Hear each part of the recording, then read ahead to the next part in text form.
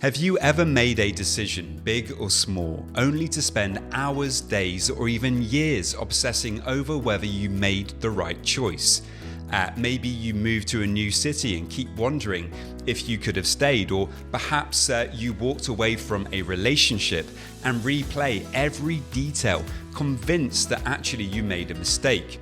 The past can feel like a puzzle that you need to solve, but no matter how much you think about it, the answer never comes.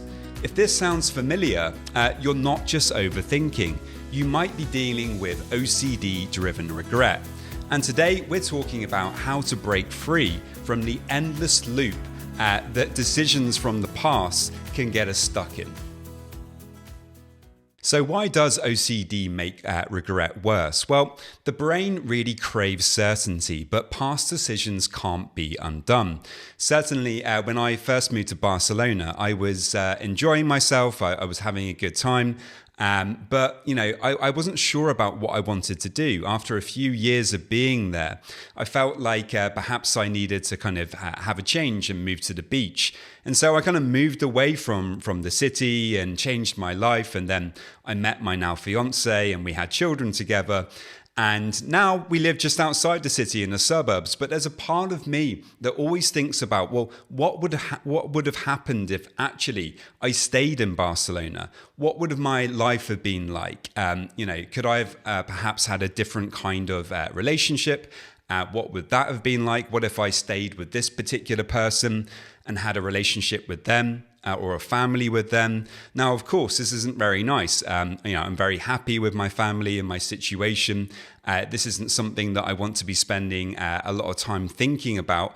And actually, I don't most of the time these days. But certainly in the past, I would spend hours going over this kind of thing, thinking about my decisions and whether I made the best decisions in the past. And, kind of thinking about the life that I could have had if I made different decisions. And there's actually a TV show on right now on Apple TV called Dark Matter, which interestingly is about this kind of thing. It's about a guy who he makes this, he's a scientist, and he makes this machine that allows him to travel into parallel worlds where he's making different decisions. And he can see the different kind of lives that he could have had if he'd made these different decisions throughout his life. And it really got me thinking about kind of OCD, because in a way, sometimes I think many of us with OCD wish that we had that kind of machine to be able to go back and travel and see what our life would have been like if we'd made different decisions in the past about different things. And unfortunately, this kind of thinking is really not helpful. And of course, as well, I think it can make us feel some shame or some guilt when we're thinking that way, because we're constantly denying the present. We're constantly saying that, what we do have in our lives today is perhaps not good enough in some way. And we wish that we'd made some different decisions or some different choices. And that can make us feel bad about ourselves when we're constantly doing that all the time. The problem is that OCD, of course, tells you that if you think about it enough, you're going to find clarity. And of course, that never quite happens. This is the trick of the OCD. It loves to tell us that. It loves to get us thinking that if we only just think about it a little bit more, if we just imagine that scenario a bit more, if we can think about perhaps the faults of living in that city still, or some of the bad aspects of that past relationship, then we can stop fantasizing about it. We can let it go.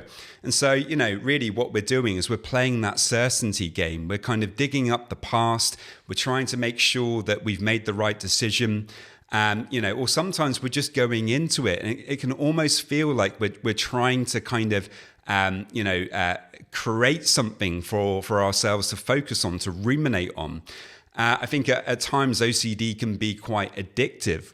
We really want to be ruminating. And so, you might find yourself kind of thinking about the past in order to have something to ruminate on. Not because you want to be ruminating all the time, but because, there does seem to be that addictive quality to OCD. When we're not doing it, then perhaps you're feeling a bit too much of your difficult emotions. And, that's not very nice. And so we might actually perform compulsions instead, because that can kind of make you feel a little bit better on some level. And of course, the problem is that there is no perfect answer in the past.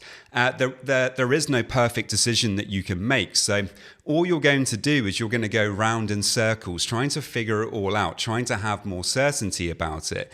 And in the process, you're making yourself more anxious and you're bringing yourself out of the present. And then, of course, you're going to not be able to enjoy what you do have as much as you would like. Another thing about this trap is when we're ruminating, we might get some kind of temporary relief because maybe you figure something out about the past, or maybe you arrive at a point where you feel momentarily a bit better about it.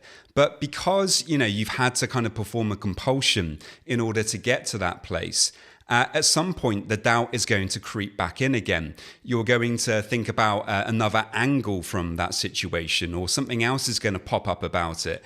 And it's going to make you want to start ruminating about it again. And so you get back into that cycle.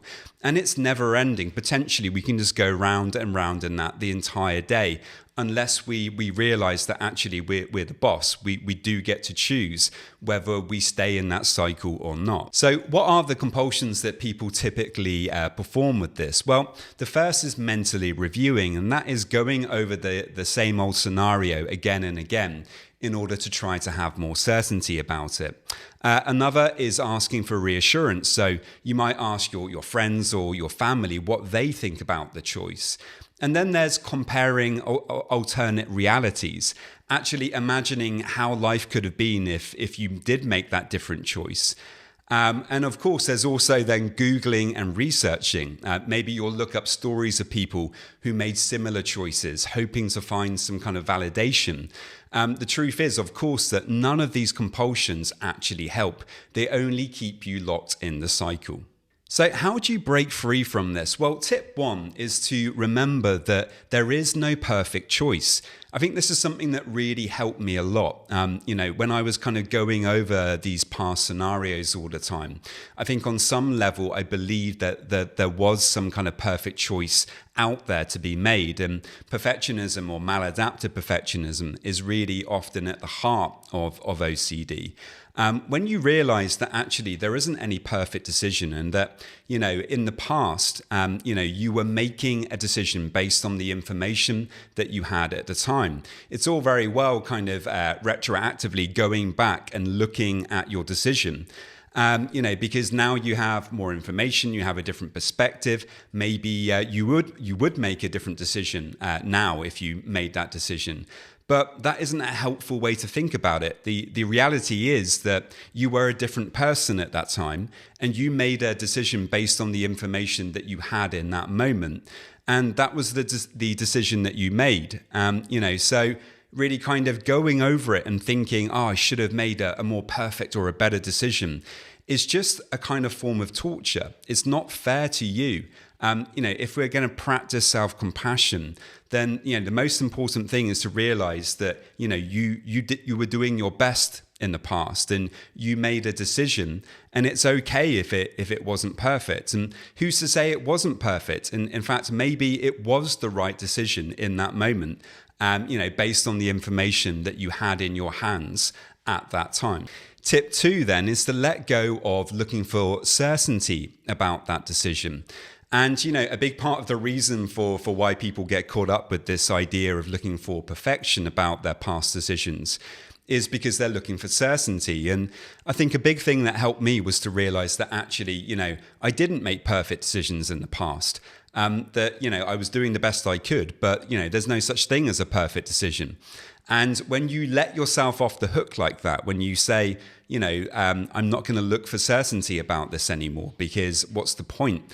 It was an imperfect situation, and so I'm going to let go of the search for certainty about that. Well, suddenly you start to feel a bit better because, you're giving yourself more self-compassion. You're letting yourself off the hook. When the what-if thoughts start annoying you, instead of, did I make a mistake? Say, My OCD is trying to convince me that I made a mistake. And what this does is it actually creates a bit of distance between you and the thought. So instead of believing it, we see it a bit more for what it is, which is just a trick of the mind. Tip 4 is to drop the mental compulsions. Remind yourself that if you keep going into the past and digging around, then you're going to keep on winding yourself up. If instead you can learn to resist the urge to kind of ask the question and try to come back to the present each time that you find yourself indulging in kind of going into the past, that can really help you to just kind of let go of these things. If you take one thing from today's episode, then let it be this. The past isn't something that you can fix.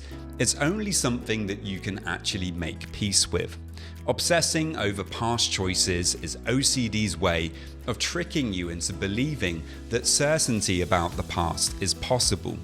But real freedom comes when you stop searching for the perfect answers and actually you start living in the present today. Many thanks. I really hope that you found that helpful. If you have any questions at all about anything I spoke about today, do please let me know, and please do subscribe for more videos like this.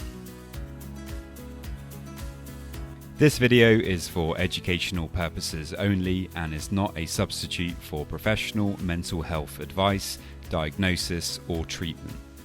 If you are dealing with OCD, anxiety, or any mental health concerns, please consult a licensed mental health professional for support.